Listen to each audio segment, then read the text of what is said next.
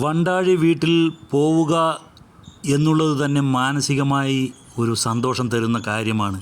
അവിടെ അമ്മയുണ്ട്. പോയി കഴിഞ്ഞാൽ അമ്മയുമായി കുറേ നേരം സംസാരിച്ചു കൊണ്ടിരിക്കാം. വണ്ടാഴി വീട്ടിൽ പോയാൽ വല്ലപ്പോഴുമാണ് രാത്രി അവിടെ തങ്ങാറുള്ളത്. അങ്ങനെ രാത്രി തങ്ങാൻ കിട്ടുന്ന അവസരങ്ങളൊന്നും തന്നെ ഞാൻ പാഴാക്കാറുമില്ല. ഇത്തവണ എന്തായാലും അങ്ങനെയൊരു അവസരം വന്നുപെട്ടു. രാത്രി ഉറങ്ങിക്കഴിഞ്ഞാൽ വണ്ടാഴി വീട്ടിൽ എപ്പോഴും ഞാൻ ചെയ്യുന്ന പതിവ് അതിരാവിലെ ഉണർന്ന് അവിടെയെല്ലാം പരിസരമെല്ലാം വീടിൻ്റെ പരിസരമെല്ലാം ഒന്ന് ചുറ്റിക്കറങ്ങുക എന്നുള്ളതാണ്. കാരണം വണ്ടാഴി വീട്ടിലേക്ക് വരുമ്പോഴാണ് ഈ കിളികളുടെ ഒച്ചയും മറ്റും കേൾക്കാൻ കഴിയുക, അണ്ണാറക്കണ്ണൻ മരത്തിൽ ഓടിക്കളിക്കുന്നതൊക്കെ കാണാൻ കഴിയുക. എന്നത്തെയും പോലെ തൊടിയിലൊന്ന് ചുറ്റിക്കറങ്ങാം. ഇടിച്ചക്കയുടെ പ്രായമെല്ലാം കഴിഞ്ഞിരിക്കുന്നു, ചക്ക മൂത്ത് തുടങ്ങിയിരിക്കുന്നു. എങ്കിലും ചെറിയൊരു ഇടിച്ചക്ക ഞാൻ നോക്കി വെച്ചിട്ടുണ്ട്. അത് പാലക്കാട്ടിലേക്ക് കടത്തണം എന്ന് മനസ്സിൽ ചെറുതായി ഒരു പ്ലാൻ ഇട്ടു. ഒരുപാട് മാങ്ങയുണ്ടാകുന്ന മൂവാണ്ടൻ മാവാണ്. ഇത്തവണ എന്താണെന്നറിയില്ല, ഒരു മാങ്ങ പോലും പേരിന് പോലും കാണുന്നില്ല. അല്ലെങ്കിലും ചില മാവുകൾ ഒന്നിടവിട്ട വർഷങ്ങളിലാണ് കായ്ക്കുക എന്ന് പറഞ്ഞു കേട്ടിട്ടുണ്ട്. കാലത്ത് എല്ലാവരും ഉണർന്നു വരുന്നതേയുള്ളൂ. ചായ റെഡിയായി എന്നുള്ള അമ്മയുടെ ആ ഒരു അറിയിപ്പ് കിട്ടുന്നത് വരെ തൊടിയിലെല്ലാം ഒന്ന് ചുറ്റിക്കറങ്ങാൻ തന്നെയാണ് എൻ്റെ ഒരു പരിപാടി. വീട്ടിലെ എന്തൊക്കെയോ ആവശ്യമില്ലാത്ത വസ്തുക്കൾ, അതേപോലെ കൊടുവാള്, കൈക്കോട്ട് തുടങ്ങിയ ആയുധങ്ങളുമൊക്കെ സൂക്ഷിച്ചു വെച്ചിരിക്കുന്ന ഒരു സ്ഥലമാണ്.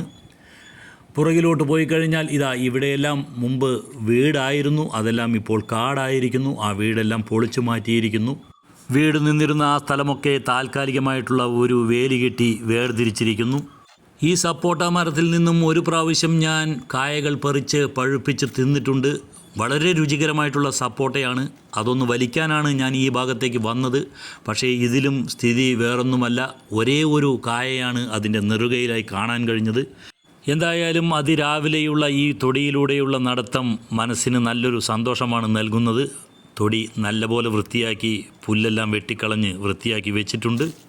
ഇതിലൂടെ നടക്കുമ്പോൾ എന്തിനാണ് ഇത്ര സന്തോഷം എന്ന് ചോദിച്ചാൽ, കുട്ടിക്കാലം അത്രയും കളിച്ചു തീർത്തത് ഈയൊരു പരിസരങ്ങളിൽ തന്നെയാണ്. അതുകൊണ്ട് തന്നെയാണ് ഓരോ തവണ പോകുമ്പോഴും ഈ തൊടിയിലും പരിസരത്തും കറങ്ങി നടക്കുമ്പോൾ മാനസികമായിട്ടുണ്ടാകുന്ന ഈയൊരു സന്തോഷത്തിന് കാരണം. മധുരമുള്ള പഴയ ഓർമ്മകളെ മനസ്സിലിട്ട് താലോലിച്ചുകൊണ്ട് തൊടിയിലൂടെ ഞാൻ വീണ്ടും നടന്നു. ഈ ഭാഗത്ത് എവിടെയോ ആണെന്ന് തോന്നുന്നു പണ്ട് ഒരു അരിനെല്ലി മരവും അതേപോലെ തന്നെ ഒരു കൊയ്യ മരവും ഉണ്ടായിരുന്നു. കൊയ്യ എന്ന് പറഞ്ഞാൽ പേരയ്ക്ക മരവും ഒരു അരിനെല്ലിയുടെ മരവുമൊക്കെ ഉണ്ടായിരുന്നു. അതൊന്നും ഇപ്പോൾ കാണുന്നില്ല.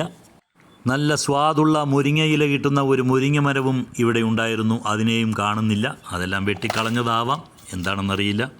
മുൻപ് ഈ ഭാഗത്ത് നീളത്തിലുള്ള ഒരു മതിലായിരുന്നു. മതിലിനപ്പുറം ശ്രീകുമാറിൻ്റെ വീടായിരുന്നു. ഇപ്പോൾ അവരെല്ലാം എറണാകുളത്ത് സെറ്റിൽഡാണ്. മതിലിൻ്റെ കുറച്ച് ഭാഗം ഇപ്പോഴും കാണാം. ബാക്കി ഭാഗങ്ങളെല്ലാം വേലി കെട്ടി വേർതിരിച്ചിട്ടുണ്ട്. ഒരു മാസം മുൻപോ മറ്റെയാണ് അമ്മ പറഞ്ഞത് തറവാട്ട് കുളം നേരാക്കാൻ കുറേ ആളുകൾ വന്നിരുന്നു. അവർ അത് കുറച്ചൊക്കെ നേരാക്കി. അതേപോലെ തന്നെ ചുറ്റുമുള്ള ഇലകളും മറ്റും കുളത്തിലേക്ക് വീഴ്ത്തി ശല്യം ചെയ്യുന്ന കുറേ മരങ്ങളുടെ ചില്ലകളെല്ലാം വെട്ടിക്കളഞ്ഞു. കുറച്ച് മരങ്ങളും വെട്ടിക്കളഞ്ഞു. ഈ കുളം നമ്മളുടെ വീഡിയോയിലൂടെ നമ്മൾ മുൻപും കാണിച്ചിട്ടുള്ളതാണ്. അന്നെല്ലാം പക്ഷേ നിങ്ങൾക്ക് നേരത്തെ വീഡിയോ കണ്ടവർക്കറിയാം, ഇത് മുഴുവൻ പായൽ വന്ന് മൂടിക്കിടക്കുകയായിരുന്നു. ആ പായലെല്ലാം കോരി വൃത്തിയാക്കിയിട്ടുണ്ട്. പക്ഷേ ഇപ്പോഴും കുളിക്കാൻ യോഗ്യമല്ല വെള്ളം എന്നാണ് കാണുമ്പോൾ മനസ്സിലാവുന്നത്. 2-3 മരങ്ങൾ മുറിച്ചത് ഇപ്പോഴും ആ വെള്ളത്തിൽ തന്നെ കിടക്കുകയാണ്. അതുകൂടെ എടുത്തു മാറ്റിക്കഴിഞ്ഞാൽ ക്രമേണ വെള്ളം നല്ലതായി വരും എന്ന് വിചാരിക്കുന്നു.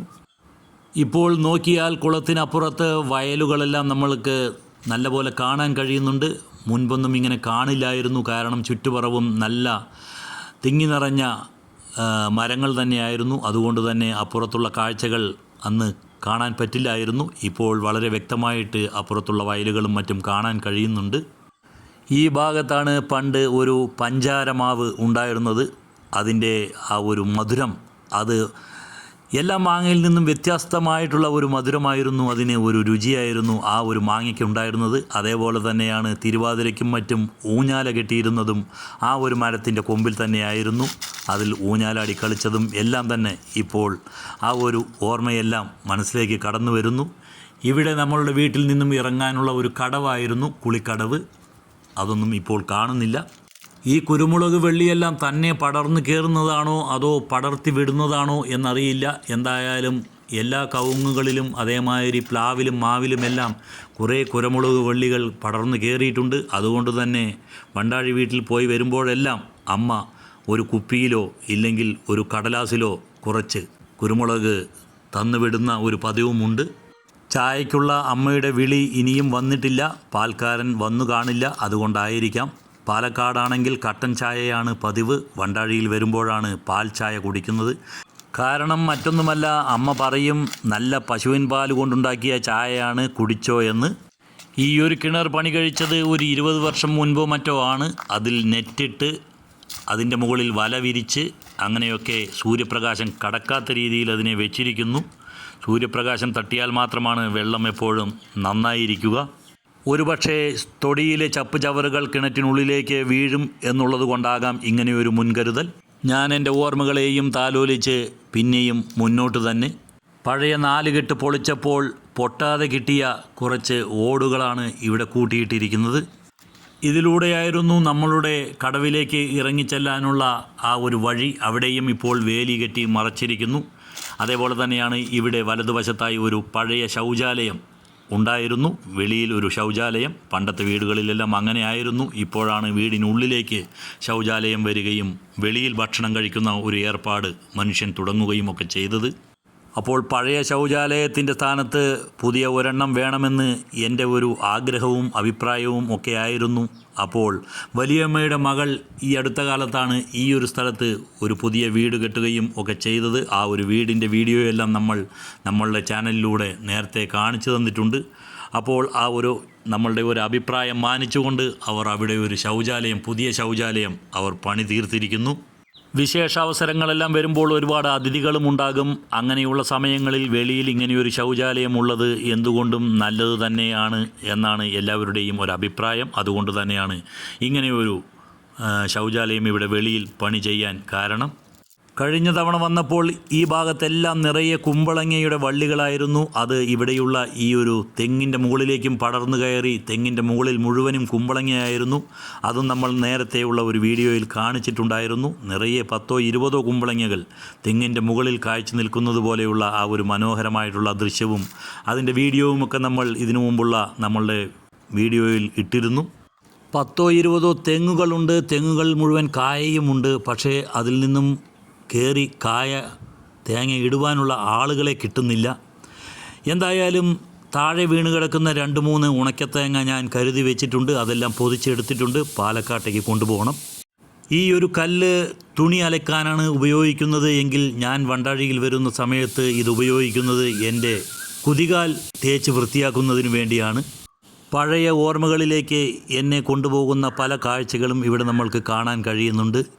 പണ്ടത്തെ അരകല്ല്, ആട്ടുകല്ല്, തേങ്ങ പൊതിക്കാൻ ഉപയോഗിക്കുന്ന ആ ഒരു പാര, അങ്ങനെയുള്ള പല സംഭവങ്ങളും ഇവിടെ കാണാൻ കഴിയും. ഈ ഒരു സ്ഥലത്തെ വേണമെങ്കിൽ വർക്ക് ഏരിയ എന്ന് നമ്മൾക്ക് വിശേഷിപ്പിക്കാം. ഇവിടെ നമ്മൾക്ക് അത്തരത്തിലുള്ള ഞാൻ നേരത്തെ പറഞ്ഞതുപോലെയുള്ള ആട്ടുകല്ല്, അരകല്ല് ഇതെല്ലാം കാണാൻ കഴിയുന്നുണ്ട്. അതേപോലെ തന്നെയാണ് ആ മൂലയ്ക്ക് കിടക്കുന്ന ഒരു സാധനം. പണ്ട് ചെറുപയറും മറ്റും അതിനെ തെരങ്ങാൻ എന്നാണ് പറയുക, ചെറുപയർ തെരങ്ങാൻ വേണ്ടി ഉപയോഗിച്ചിരുന്ന ഒരു മെഷീൻ എന്ന് വേണമെങ്കിൽ അതിനെ വിശേഷിപ്പിക്കാം. വീട്ടിലെ പാത്രങ്ങളും മറ്റും കഴുകിയിടുന്നത് പണ്ട് ഏതെങ്കിലും ഒരു തെങ്ങിൻ ചുവട്ടിലൊക്കെ ആയിരുന്നു. കുറച്ച് വെള്ളം നിറച്ചിട്ടുള്ളൊരു ചട്ടി ഉണ്ടാകും. അതിൽ നിന്നും വെള്ളമെടുത്തൊക്കെയാണ് കഴുകിക്കൊണ്ടിരുന്നതെങ്കിൽ ഇന്ന് അതിനെല്ലാം പ്രത്യേകമായിട്ടുള്ള സ്ഥലങ്ങൾ തന്നെയുണ്ട്. അതേപോലെ തന്നെയാണ് ഇവിടെ പഴയ രീതിയിലുള്ള ഒരു അടുപ്പ് കാണാം. പണ്ടെല്ലാം ചക്ക വരട്ടുന്നതിനും മറ്റുമൊക്കെ ഇത്തരം അടുപ്പുകൾ ഉപയോഗിച്ചിരുന്നു. അതേമാതിരി ചോറ് വയ്ക്കാനും എല്ലാം ഇത്തരം അടുപ്പുകളായിരുന്നു. ഇപ്പോൾ പക്ഷേ അതിഥികളും മറ്റും വരുമ്പോൾ ചിക്കനോ മട്ടണോ ഒക്കെ ഉണ്ടാക്കാനാണ് ഈ ഒരു അടുപ്പെല്ലാം ഉപയോഗിക്കുന്നത്. പാൽക്കാരൻ വന്നാൽ പാൽ ഒഴിച്ചു വെക്കാനായി ഒരു പാത്രം മുൻവശത്ത് വെക്കുന്ന പതിവുണ്ട്. ആ പാത്രം കാണുന്നില്ല. അതിനർത്ഥം പാൽക്കാരൻ വന്ന് പോയിരിക്കുന്നു എന്ന് തന്നെയാണ്. അപ്പോൾ ഇനി ഏതു നിമിഷവും അമ്മയുടെ ചായ റെഡി എന്നുള്ള ഒരു വിളി കേൾക്കാം.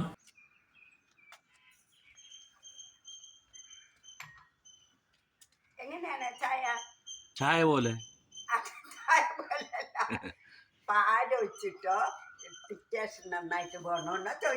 ടിക്കേഷനൊക്കെ നല്ലോണം വേണം. ഇത്തിരി പാൽ ഒഴിച്ചോളൂ, കുഴപ്പമില്ല. കറന്ന പാലല്ലേ? പശുവിൻ്റെ പാലല്ലേ?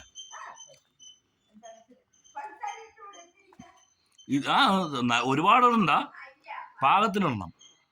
ചായ ഉണ്ടാക്കിക്കൊണ്ടിരിക്കുന്നത് അമ്മായിയാണ്. അപ്പോൾ ചായ എങ്ങനെ ഉണ്ടാക്കണം, ഒരുപാട് കടുപ്പം വേണമോ, മധുരം എങ്ങനെ വേണമെന്നൊക്കെ ചോദിക്കുകയായിരുന്നു.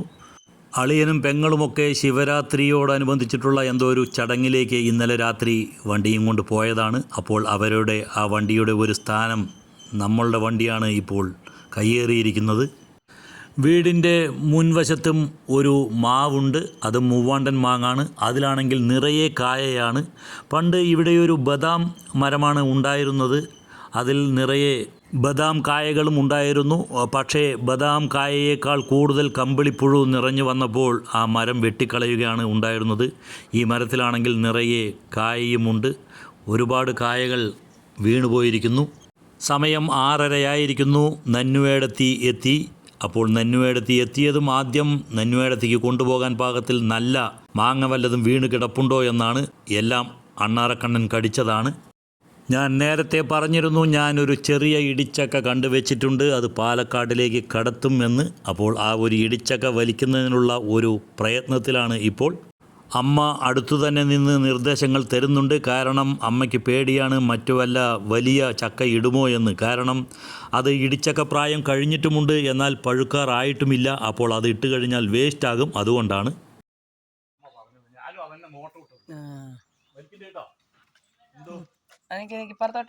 ഞാൻ ചക്ക ഇടുന്ന ആ ഒരു പ്രയത്നത്തിൽ ഇരിക്കുന്ന സമയത്ത് തന്നെയാണ് കുഞ്ചേട്ടനും അവിടെ വന്നുപെട്ടത്. അപ്പോൾ ഞാനും വിചാരിച്ചു ചക്ക ഇപ്പോൾ ഇടാം, ഇനി ഒരു കായക്കൊല, പൊന്തൻ കായക്കൊല കൂടെ വെട്ടാനുണ്ട്, അതിന് കുഞ്ചേട്ടൻ്റെ സഹായം ആവശ്യപ്പെടാമെന്ന്.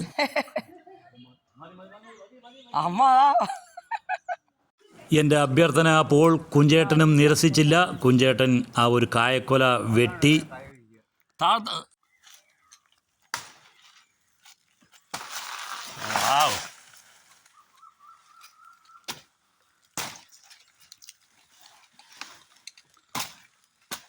അപ്പോൾ തേങ്ങയും ചക്കയും ഇപ്പോൾ ഇതാ പൊന്തൻ കായയും ആയിരിക്കുന്നു. ഇനി എന്തൊക്കെയാണെന്ന് നമുക്കൊന്ന് നോക്കാം. വെട്ടിമാറ്റിയ വാഴക്കുലയിൽ നിന്നും ഓരോ പടലയായി വേർതിരിച്ച് എടുക്കുകയാണ് കുഞ്ചേട്ടൻ. അത് കഴിഞ്ഞ് കുഞ്ചേട്ടൻ ചെയ്യുന്നത് എന്താണെന്ന് വെച്ച് കഴിഞ്ഞാൽ, ഇനി വാഴപ്പിണ്ടി, ഉണ്ണിത്തണ്ട് എന്നെല്ലാം പറയും, അതുകൂടെ എടുക്കണം. അതുകൂടെ നമ്മൾക്ക് പാലക്കാടിലേക്ക് കൊണ്ടുപോകണം. എന്തായാലും നമ്മളെ കണ്ടുകഴിഞ്ഞാൽ കുഞ്ചേട്ടനും വലിയ ഉത്സാഹമാണ്. വാഴക്കൊല വേണ്ടേ, തേങ്ങ വേണ്ടേ എന്നെല്ലാം ചോദിച്ച് നമ്മളോട് ചോദിച്ചുകൊണ്ടേയിരിക്കും. എന്താവശ്യമുണ്ടെങ്കിലും അതെല്ലാം സാധിച്ചും തരും. വാഴപ്പോളകളെല്ലാം മാറ്റി വെട്ടിമാറ്റി അതിനുള്ളിൽ നിന്നും വാഴപ്പിണ്ടി എടുക്കാൻ നമ്മൾക്ക് അരമണിക്കൂറൊക്കെ എടുക്കുമെങ്കിൽ കുഞ്ചേട്ടന് അതെല്ലാം ഒരു 5-10 മിനിറ്റിൻ്റെ കാര്യമേ ഉള്ളൂ. അതിനുള്ളിൽ തന്നെ അതെല്ലാം അദ്ദേഹം ചെയ്തിരിക്കും. പണ്ടെല്ലാം ഞങ്ങൾ ചെറിയ ക്ലാസ്സുകളിൽ പഠിക്കുമ്പോൾ നാടകങ്ങളും മറ്റും ചെയ്യുമായിരുന്നു. ആ സമയത്ത് ഈ ഒരു സംഭവമാണ് ട്യൂബ് ലൈറ്റായിട്ടെല്ലാം, ഇല്ലെങ്കിൽ വാളിൻ്റെ സ്ഥാനത്തെല്ലാം ഈ ഒരു വാഴപ്പിണ്ടിയാണ് ഞങ്ങൾ ഉപയോഗിക്കുക. ഇത് പ്രകൃതിയിൽ നിന്നും കിട്ടുന്ന സ്ക്രബ്ബറാണ്. ഇതുപയോഗിച്ചാണ് നമ്മൾ പണ്ടൊക്കെ ദേഹം തേച്ച് കഴുകുക. ഇനി ഈ ഓമയ്ക്ക മരത്തിൽ നിന്നും വലുതു നോക്കി ഒരു 2-3 പറിക്കണം. കുറച്ചൊന്ന് മെനക്കെട്ടെങ്കിൽ മാത്രമേ ഇതെല്ലാം നമ്മൾക്ക് കിട്ടുകയുള്ളൂ. കൈ കൊണ്ട് അതിന്റെ മേളിൽ കയറിട്ടോ, അതിന്റെ മേളിൽ കയറിട്ട് കൈ കൊണ്ട് എത്തില്ല കേട്ടോ. കൈ കൊണ്ട് എത്തില്ലേ, മേളിൽ പിടിക്കേ, വീഴരുതേ. ഷീറ്റ് കഴുത്ത് നോക്കിട്ടെ. താഴത്തു നിന്നും കിട്ടാത്തത് കൊണ്ട് മരത്തിൻ്റെ കുറച്ചുകൂടി അടുത്തേക്ക് പോയിട്ട് അത് വലിക്കുന്നതിനുള്ള ഒരു ശ്രമമാണ്. ശ്രദ്ധിക്കണേ.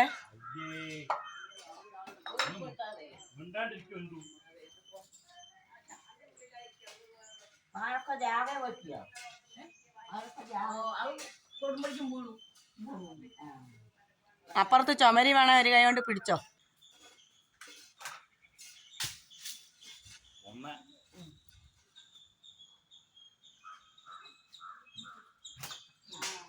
ഏതായാലും 3 വലിയ ഓമക്കായ നമ്മൾ പറിച്ചെടുത്തു. നല്ലപോലെ മൂത്ത ഓമയ്ക്ക ആയതുകൊണ്ട് തന്നെ പഴുപ്പിച്ച് വേണമെങ്കിൽ കഴിക്കാം. അല്ലാതെ തോരനോ കറിയോ അങ്ങനെ എന്തെങ്കിലും ഉണ്ടാക്കി വേണമെങ്കിൽ അങ്ങനെയും കഴിക്കാം.